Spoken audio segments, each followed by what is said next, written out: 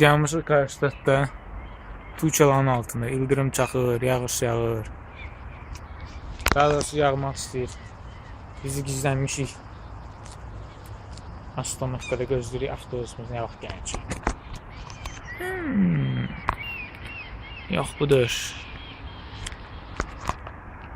Bax da indi.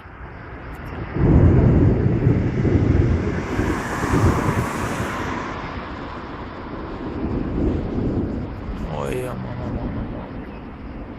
Bu yağıcı özü dayanmadan yağıcı. Siz əlbəttə ki bilirsiniz.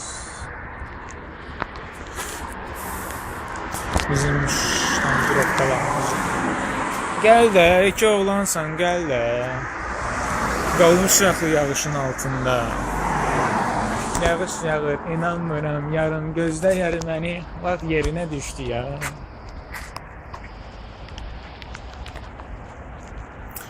Benim. Oy mamma mia, bu nə da, bu nə da. Yağır, yağır. Rastda yağır ama yağır.